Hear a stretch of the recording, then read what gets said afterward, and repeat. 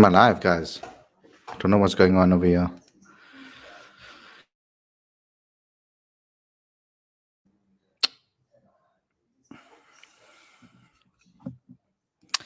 Hey, everybody, welcome to Cricket Fanatics magazine. South Africa have pulled off a massive historic victory at the Wanderers, their first ever win against India at the Wanderers.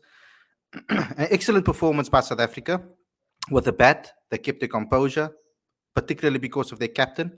But they pulled off their highest chase since victory against Australia in Perth in 2008 to level the three-test series against India, winning in the second test by 7 wickets. So it's a massive win for South Africa in the second test, headlined by the momental effort from captain Dean Algo, who scored 96 of 188 balls. South Africa have fought hard to chase down the 240 against India on a challenging Wanderers wicket. So that's basically what the highlight was. They started off the day, obviously, resuming on 118 for 2 with 122 runs more to get.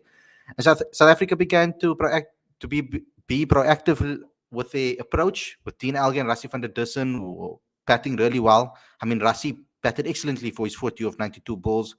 A lot of us were hoping that he can maybe get that half century, but then he fell to one of his weaknesses again, nicking off as well once again. But it was an 82-run partnership that really put South Africa in the driving seat. But then in came Temba Bavuma, and he saw out the match with a 68-run partnership between himself and Alga. And South Africa obviously ending with a massive victory. Like I said, it's the first time they've beaten them at the Wanderers. So I also heard recently now in the post-match that it's the highest chase against India since 1932.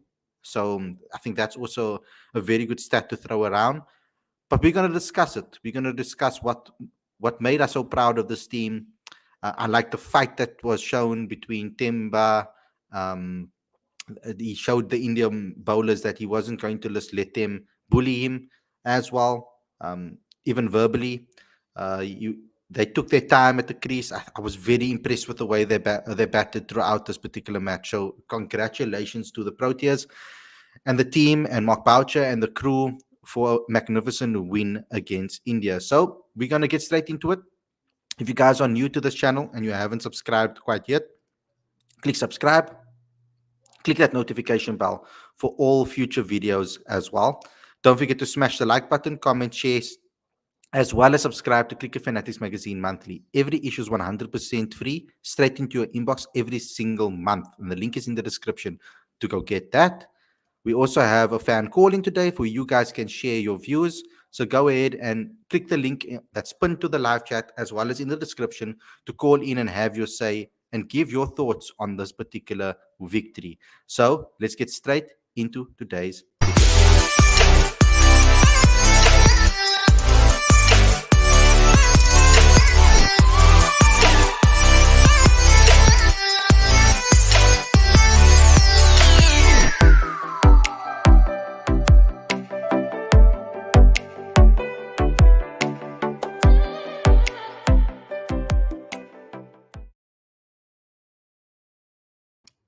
Good evening, everybody.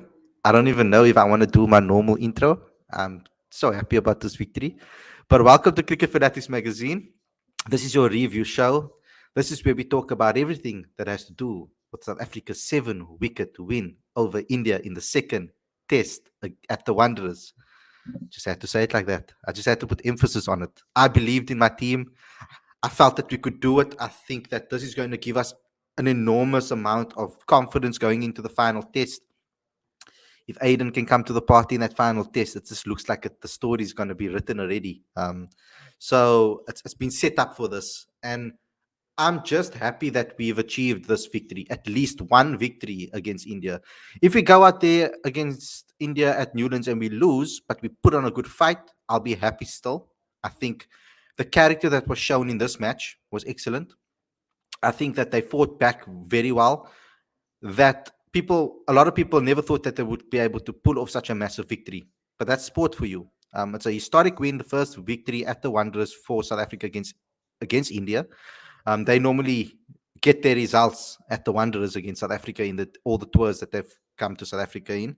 It's normally not this way, like it is panning out right now. So it would be crazy if at the two grounds where South Africa are normally very good against India, if we go lose those two, that's going to be strange. And then we beat them at the ground that we never beat them at. So it's crazy that this is that the way this test has gone, because India beat us at Centurion, a place they've never beaten South Africa before. And South Africa's beaten India at the Wanderers, where South Africa's never beaten India before. So it's really just elevated the test series into a whole different level coming into the Cape Town and Newlands test. I think it's going to be an exciting one.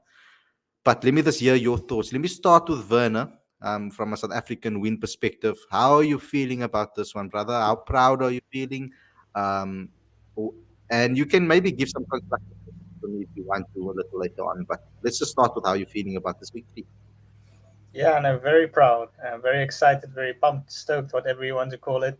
It's great to see Algar leading from the front.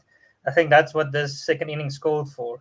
It screamed out for Algar to be the one to lead us through, and he did exactly that, going unbeaten 96. Rasi, actually, our whole top five finally put in the effort, and they made vital contributions, even if it wasn't big scores. Markram's quick 5:31 to set us up with that 47 opening partnership. Keegan Peterson looked solid for his runs, even though he got out probably sooner than he wanted to. Rassi's 40, that score he made today, I called out for him to be more positive, because the moment he does, he looks so much better. And he did today, and just you could see the difference it makes the moment he looks positive. And Timba, I think the only thing he did wrong this whole match was not making sure that Agar gets his 100.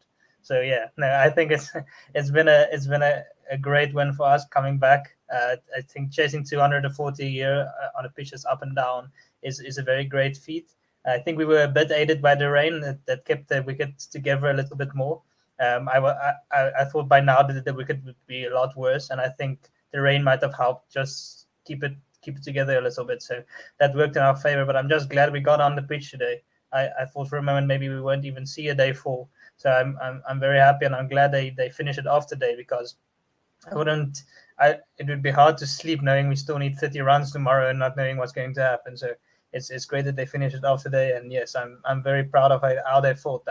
I loved the positive intent today. I think the batting unit as a whole can really do with this as a blueprint going forward. Just look to be positive. That doesn't mean to be reckless, but if you're looking to be positive, that means you're going to put any bad delivery away, and that automatically puts the pressure back on the other team, on the bowlers. So it was great to see, and so I'm happy. You see, with South Africa, I've always said it and I've been consistent with this. If the coach allows every single player in this batting lineup to play their natural game, we would automatically be playing the perfect brand of cricket, because Dean Algo is kind of your gritty guy that fights through. You've got your more expansive type of opener like Aiden Markham, so you've got a balance over there, but right and left. You've got Keegan Peterson that can take his time at the crease, very technically good. You've got Rassi that when he plays his natural game, he looks like $1 million.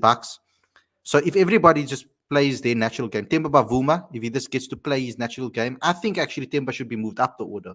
I think he needs more time at the crease to actually show that he can be the batter that we need there. Because in this series, he's shown an amazing amount of maturity. The way he's come in every single time and really put in a proper shift with the bat, I think he's been excellent this series so far. So we need to look at that. I mean, yeah, he can maybe get Algo back for the how many times has he been out, like when he was stranded. I mean, I remember that 95 not out. Oh my lord, it was a sad day when Mone Moko lost his wicket against Australia. I mean, damn, that was sad, because I really thought that was going to be a massive century for Temba Bavuma. All Mone Moko had to do is survive. So unfortunately, we're looking at this as a half century for Dean Alga, but it's worth a century. The knock that he put on during the series was just phenomenal. I think it's a captain's effort. He needed to, I said it. I said he needed to put in the performance. We need Dean Algo to perform here. If he does it for South Africa, it's going to mean so much more. And the amount of confidence that it's going to give the rest of the dressing room about their captain. When the times were tough and they were struggling, he came to the party and took them over the line. That is a massive boost for the team culture as a whole. Definitely, and that I agree that 96 on an easier pitch, and not taking even the second innings into consideration, would probably be a 150 score. So that's I'm sure he won't be even disappointed about not getting the 100. He's just focused on winning the game. So excellent from him. Atitya, so from your perspective, coming off that victory at Centurion, you were very confident about this particular game. You even yesterday you were very confident that India would still get the victory over here. I mean, a lot of us were unsure, so that's why we all taken by such a surprise over here. Your thoughts on the victory from or the loss for India? Oh, well, congratulations to South Africa and South African cricket fans. As Graham Smith said, this is one of South Africa's greatest test victories, and the team should be very proud of what they've achieved. To chase 240 on the fourth day at the Wanderers, in a rain-affected game, that too, is commendable, and they deserve to win the game. I think South Africa played better cricket overall, and they're quite rightly winners of this Test match. Excuse me. I think there were different facets of the game that India lost, and I think a key turning point yesterday to me was Rishabh Pant's shot. You know, that played to Kaki Surabada. I think for an international player, it's unacceptable to be playing as irresponsibly as that, and I'm pretty sure that in their reflections, the Indian team is going to go hard after that sort of game. I think you have to show more maturity, and had he not played like that, had he contributed 30, 40, 50 runs, who knows? It may have been a different game. From the bowling point of view, I thought having Mohammad Siraj injure a hamstring in the first innings of the Test match was detrimental to to our bowling effort, because had Siraj been fully fit, or had another bowler been selected instead of Siraj in the first place, but I guess that wouldn't have happened. Uh, it's possible that South Africa would not have made the score that they did in the first innings, and they might have had more of a resistance from the Indian bowlers in the second innings. So I think that certainly hurt India. And I think Jasprit Bumrah was not at his best in this Test match. I just don't think he, I don't think he got his length right um, in this Test match, and he was struggling throughout. So for him to go wicketless in the last innings of a Test match at the Wanderers is quite frankly shocking. So I think India lost it at a number of different spots through the game, but all credit to South Africa. Dean Nelga, as Sunil Gavaskar said, that 96 is worth 150, and um, that was one of the best innings we've seen from South Africa in the last couple of years in Test cricket. And well done to Rassi van der Dussen and Temba Bavuma as well. I thought Temba Bavuma under pressure was just brilliant, because those last 50 runs, it things were trickier than they looked, and had a wicket fallen at that stage, it could have been a different story. So for Temba to really hold that end together and attack the Indian bowlers the way he did was commendable. Congratulations. Awesome. So before we get into more discussion, we've got a couple of callers waiting for us. We've got our first one over here. Welcome to the show, Mac. Do you want to have your say and give us your thoughts on this particular victory?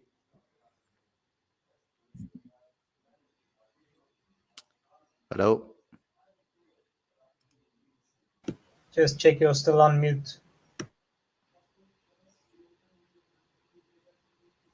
Hello, can you hear me? I can hear you, yes. Okay, he's gone. Okay, we've got another caller. We've got David with us. Welcome to the show, David. Hey guys, how you doing? Fine, thanks, and you? Yeah, good. Yeah, I said in the comment section there that I disagreed with a little bit of what you were saying. Yeah, so what's your thoughts on the game? I thought it was, absolute crap. And what about it? I didn't think it was, one of them games where we. Okay, so okay, okay. We got Ashwani. Ashwani, come to this. Welcome to the show. Hello, What's Khalid. your Uh, what's your Hello, thoughts on Aditya. the Hello, game? Warner. Yeah, first of all, congratulations to Khalid and Werner for South Africa's win. I think Dean Elgar played the inning of his life. I think his 96 is better than, you can say, that 150 if anyone played. Uh, but I think I will. If I can uh, differentiate India's batting or India's bowling, I would say that India lost twice in this test because they were below par in the first innings, which I mentioned you. I think they bowled out South Africa on 220, but I think they should bowl out South Africa on 170 to 180. Bumrah bowled poorly in this test. I think he just bowled too many short balls. Shami is also, you can say that, is not at his best form. Obviously, Shiraz's hamstring will thinner India's attack. Shardul is fantastic. I think he's a guy who always exceed his potential. You can say that he's not like your Pat Cummins, like Bumrah or Stuart Broad or Jimmy Anderson. But I think he always put your hand up when India is in difficult position. And I think where India lost twice in this test for me because first in the first inning when they don't bowled out uh, South Africa under 200, and then they were 155 for two. Uh, I think after that the cluster of wicket that falls that put them on the back foot. And I think I don't want to discredit South Africa's win, but actually the wicket plays lot easier after the inning goes by. First inning it is a little bit difficult. Second inning it's lot easier, and the fourth inning I think it is the best to bet on. It is you can say the replica of 2013 2014 test where South Africa I think almost chased 413 runs. If you remember, Khalid, I think where Duplessis and De Villiers they have got fantastic partnership. I think it is a replica of that test match. And coming to Rishabh Pant, especially, I think he played the poor shot. I think I saw Rishabh Pant from past 1 year. The main thing I saw in his batting, I think he's less anxious when I think he knows there is spin bowling is coming up. Because in England and South Africa, he knows there is not much spinner, or you can say that they don't bowl that much spinners. I think he's anxious when you see a lot of fast bowlers is going on. You see in WTC Championship where Jamison is there, Wagner is there. They continuously bowling short bowling to him, and he becomes, you can say that, little bit tentative when he plays short bowling. When there is spinner on the other end, he takes time and he becomes less anxious. When there is fast bowling all from both ends, I think he becomes a little bit anxious and lose his patience. I think Rishabh Pant has to work on his batting, which will be beneficial for him. Otherwise, I think Ishan Kishan and KS Bharat is waiting on the wings for take his place. And coming to South Africa, my last point is, I think Before you I start with don't. South Africa, I just want to ask you this question about India. I'm from the Okay. fan that has asked you: do you drop punt and play Kohli, or and with Rahul keeping, or how do you No, approach it? no. I think KL Rahul's main opener is opener's role. I think keeping is very strenuous job. I think it is done by a specialist because you have to continuously doing squats, and it is not easy for the guy who is not a regular keeper. I think Pant should be there, but I think if Pant is not performing well in the away tours, his place will be in threat. I think in near future, I see Ishan Kishan will can take his place or KS Bharat because Ishan Kishan played short bowling much well than this guy Rishabh Pant. And my last point coming to South Africa, I think South Africa shows uh, we know the potential of South African side, uh, but this win will definitely may you can say that mark the improvement of South Africa as a Test cricket. I think their bowling unit is looks me very important with the likes of KG, Ngidi, Nokia, then the addition of Marco Jansen and comeback of Olivier. Their bowling attack is looks very threatening and one of the best in the world. I think they need to work on his batting bit more. I think if their batting can rectify or can consider improved a lot more, you can say that that addition of 2 3 more players which I saw like Ryan Rickleton or Tony De Zorzi, which I think they are better Test players than the players which are included in the 11. They will be the team to watch in the future. Okay, thanks a lot, Ashwani, for coming on the show and having your say. We're going to discuss your points right now. Cheers, bro. So yes, a Don't lot you just to love fan start. callings? I love I how love it. unpredictable it is. I love it. Verda, let's take it away from yours. Okay, wait, actually, Aditya, I want you to comment on the parts that he spoke about when it comes to India. Do you agree with his points? Do you not agree with his points? Some of it, all of it, none of it? Yeah, I agree completely. Because both of us said that India were hampered by Bumrah's poor performance throughout this test and Siraj injuring his hamstring in the first innings. He was never the same bowler. He wasn't bowling at the same pace. Excuses. We'll see next test. And South Africa never had Nokia. and in the batting department, I think here Rahul just indicated that India were about 50-60 runs short in the first innings of the test. But at the same time, not good enough from Rishabh Pant, as he said. And I think Pant did score a century after that innings at the Gabba earlier last year.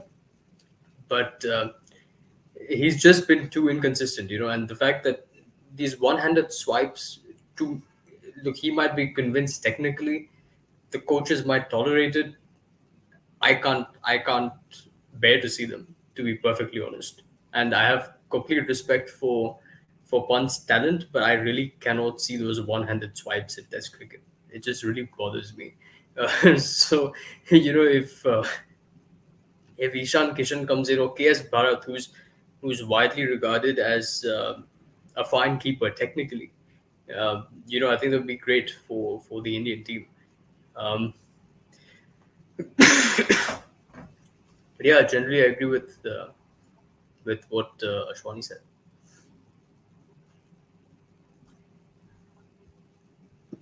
You're still on mute, Khalid. Any South African leg of his argument? I mean, I agree completely with everything he said. We have similar views that he was brilliant. I mean, South Africa generally were brilliant in this Test match, and certainly with Dean Elgar. Dean Elgar's performance was obviously standout, but generally as a team they did really well. I think everyone contributed. Like Aiden made a 31, but that 31 really set the tone for the rest of the chase. Rassie van der Dus and Keegan Peterson played a brilliant knock in the first innings, made a quick fire 28 runs in the second innings.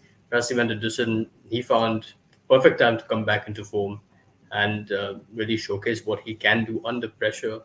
Temba was great in both innings, and Marco Jansen has been great. So I mean, if you look at you look across both innings, virtually every single member of the 11 has performed, and even Keshav Maharaj, who was selected for his spin, performed with the bat in the first innings. And if you look at that lead, that 27-run lead, technically he contributed to that with scoring 21 of those runs himself. So it was a proper team performance from South Africa, and they deserved winners. It's just so important as well, Werner, to keep faith in the players that you put your trust in. Like Pavuma he was on the chopping board for the last couple of months, And it's amazing what a couple of good performances can do to a fan base. It changes their mind completely about the player.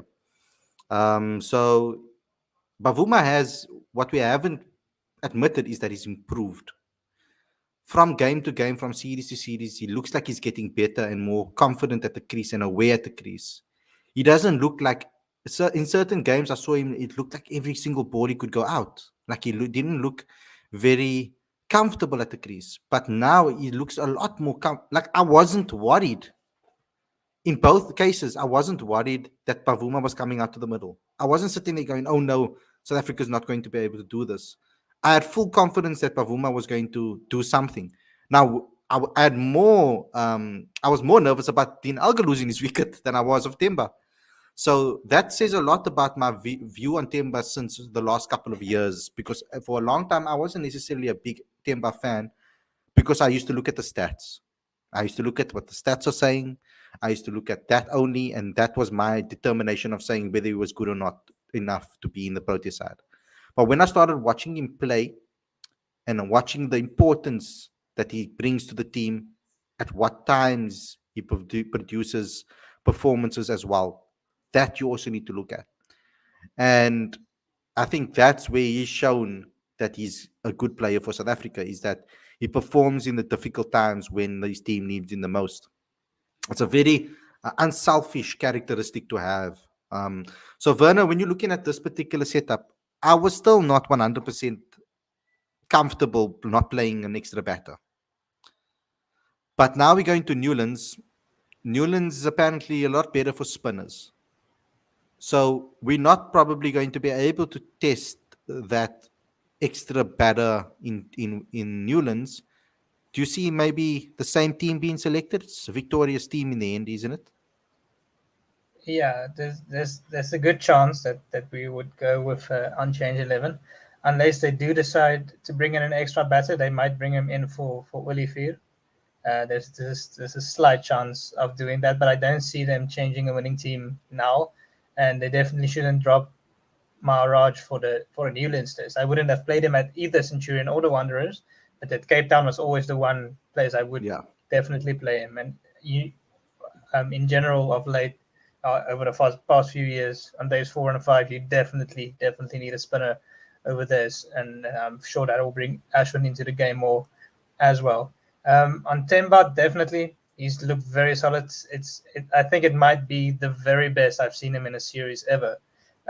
He's made scores in the past as well, but this is the most consistent I've seen him, and playing good shots consistently. Like I said in previous shows, that on drive, that just immediately shows me he's in good form. The way he looked so comfortable the moment he came in today again, he knew he had to keep on attacking the bowlers, not taking the foot off the gas, keep India under pressure, make sure we finish this today, not leaving it over to another day. That's great. Also, a quick shout out to Liam Older in the comments. I'm looking forward to the Under-19 World Cup. Hoping you guys will do very, very well. Hoping we'll play on better pitches than the ones in the West Indies series. That's not been too great, but luckily it will be on international pitches. But yeah, sorry. Getting back to the game, I'm really looking forward to Cape Town. It's been a while since we've had a test series where we're 1-1 going into a decider. And what's great about it being a decider is neither team will just play out for a draw. Both teams are going to go and play for a win. Obviously, they do that in general, but there won't ever be a situation where it'll be like, okay, no, we can just play out for a draw here and then go on to the next game and try and win that. It'll be all out. Whoever wins there is going to take it home. And so it's going to be great. I'm really, really looking forward to it. And I think the confidence that this win, that it'll really boost the Proteas going into the test at Cape Town. There's a question I've been waiting to ask you because it's something that we both spoke about leading up to this test, and that was Olivier. Did you see what you wanted from Olivier in this particular, what you expected from Olivier in this particular test? Because I can tell you, from my point of view and my opinion, I didn't get what I thought I was going to get. Yeah, I was very surprised. Obviously, I didn't really look at much of his 4-day games. I saw wickets here and there, but you don't get the same feel on pitch vision that you do on in a real match, and you don't obviously get the speed. So I was very surprised to see him generally bowling below 130. I didn't realize he lost like 10 Ks of his pace he used to have. And that immediately makes a bowler less threatening, unless you have the type of control that Vernon Philander has. And Olivier doesn't have that. You'll see him bowling one on the pads, bowling one wide, pitching one too short. So, yet he still has threatening deliveries, and he'll still trouble the batsmen on pitches like the Wanderers. But I feel going into Cape Town, it might be a bit different because you won't have the same type of bounce probably that you had here in the Wanderers. So it'll be interesting to see how he goes if they do continue to play with him, continue to play him. I was, even though he did get those 3 important wickets in the first innings, I was disappointed by the way he bowled a bit, but mainly it was a lack of speed. If you told me before this game that Vian Mulder bowls quicker than Olivier, I would not have believed you for a second. Yeah. But the fact that I Never. saw Mulder bowl a few balls in the 130s and Olivier struggled to hit that in this test series, that really did surprise me. It definitely makes me think that, Aditya, from your point of view, it definitely makes me think that they can maybe look at a new ball specialist like Clinton Stearman, who moves the ball, puts it on a spot consistently. I think he's closer to Vern and the Shamis of the world, guys that put the ball on a spot and trouble you from with the new ball. And I think that's something that would be more valuable maybe to us down the line when it comes to having a pace bowler in the team, because the loss of pace for me from Dwan is a massive concern for me, because I wanted him because of the pace. Majority of the reason is because if he learned how to move the ball, learned skills and county cricket that helped him do those things with pace, that was going to be the main thing for us, because that would be a replacement for Anrik Nokia. Yes, Anrik Nokia might be still learning his craft and perfecting his craft, but he's doing everything that he's doing at pace, at a very good pace. And I feel like at the wicket where we wanted Olivier to be effective, I thought he would have been maybe the bowler of the match, um, based at the fact that it was at the Wanderers, the amount of wickets he took in domestically. So, would you give him another run, Aditya, or do you think that South Africa could maybe look elsewhere, someone different that can maybe provide something different? Look, I think it's generally not great for consistency to be making 3 changes in 3 test matches like that. I don't think that works. But I think, look, for us, I'm seeing Duan Olivier after that Pakistan series. I haven't really seen him since then. And my memory of Olivier was that, he could bowl, like 143, 144. That was my memory of him. But if I looked at his first 5 overs in this test match, and I think there were 2 balls that went above 130, and they were 130 and 131. So that surprised me a bit, because I think he's only 29. So, generally you hear of fast bowlers, losing that 3, 4, 5 Ks for control in their early 30s. But I didn't know that he'd lost a significant amount of pace since that Pakistan series. Now, it's possible that the South African management did know, and maybe he delivered what they expected of him in this test match. So if he met their expectations, then he'd probably play in Cape Town. But if they felt like he didn't deliver what they thought he would deliver in this test match on what was basically a green mamba, then I don't know. Then it might be more useful to play Clinton Stearman. Okay, let me ask Ashwani. He's back again. He wants to give a point on this. Ashwani, your thoughts on that? Yeah, I want to discuss one point which I thinking of the past 2 days. I want to compare South African fast bowlers and Indian fast bowlers. I think in future India need to find some tall fast bowlers, because if you look at South Africa's bowling side, their average height is 6'2", and India's fast bowlers, no one is over 6 feet. So I think in this test, I think it's look like a little bit funny, but if you look at the this test, because this wicket has a lot of bounce in it, so I think South Africa's fast bowlers extra height is a little bit advantage to them. You see, you can say that KG Rabada 6'2", Oliver is also 6'2", 6'3". Then and Giddy is 6'4", and Johnson is, I think, is around 6'8", 7 feet, whatever his height. And India's tallest bowler is around 5'10", 5'11". That is Mohammad Siraj. I think India needs to last test, India need to include Ishant Sharma in their ranks, because it will give them some variation in their attack.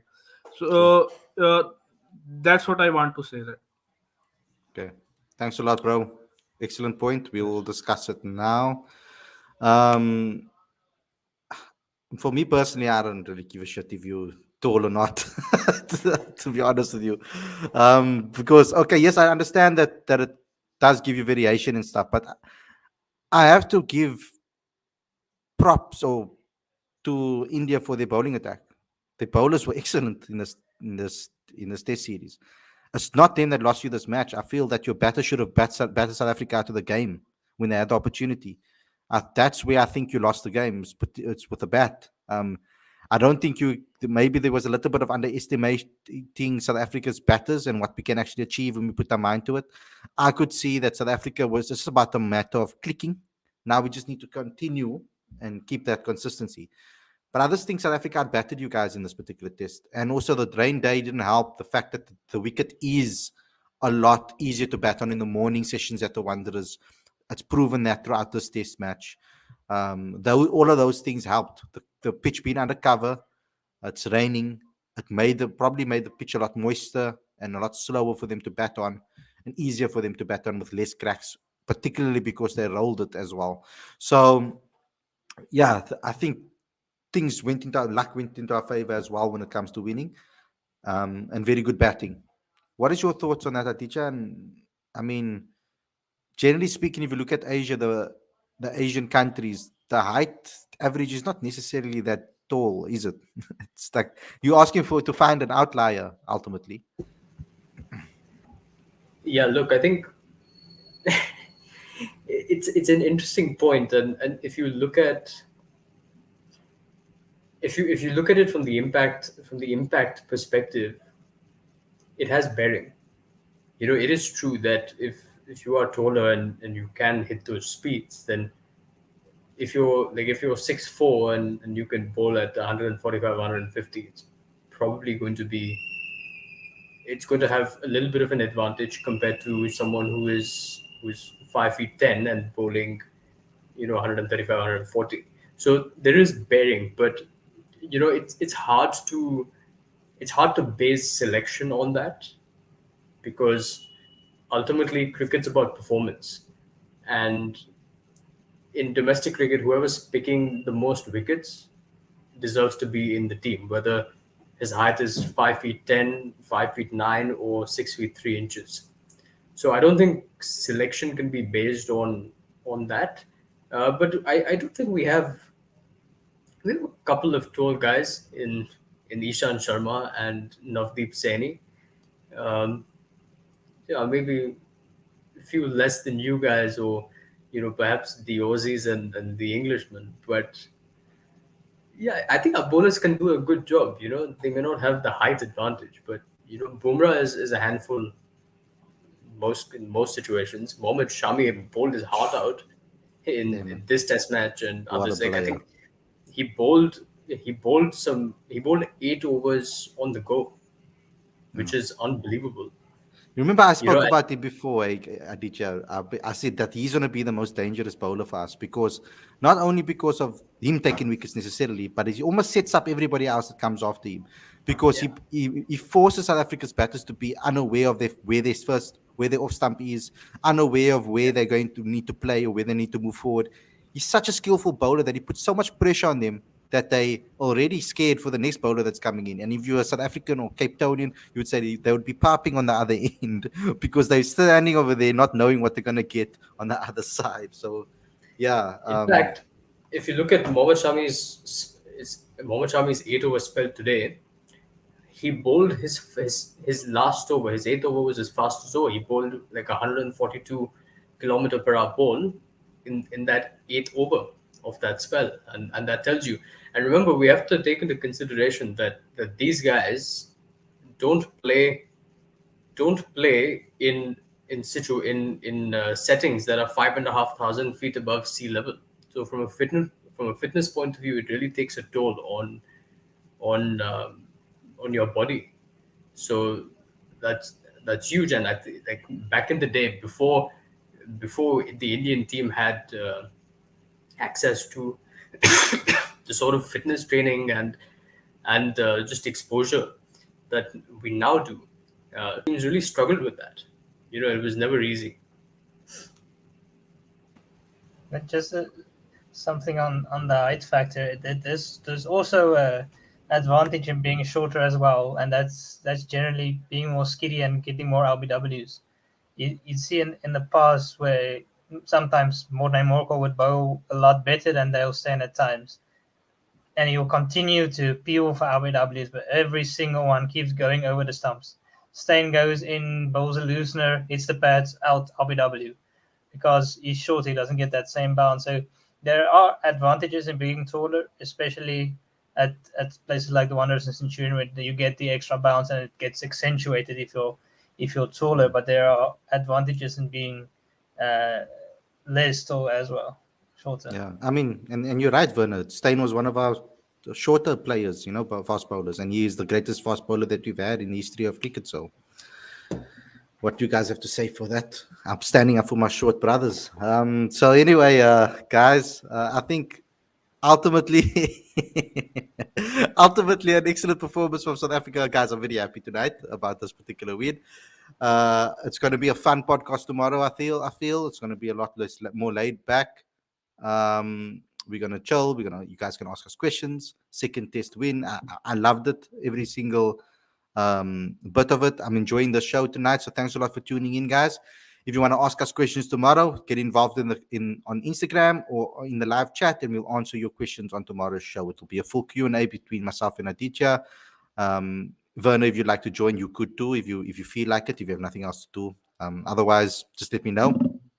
But yeah, thanks a lot for watching. I hope you guys enjoyed this episode.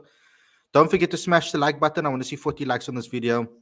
Comment, share, do all of those things. But also subscribe to Cricket Fanatics Magazine Monthly. The link is in the description. Every back issue, including the current issue, 100% free, straight to your inbox every single month. Don't have to do anything. Just subscribe. And all we need is your email address and your name. So please go ahead and do so. Thanks a lot for watching. We'll see you guys again tomorrow with another daily show. Viva South Africa.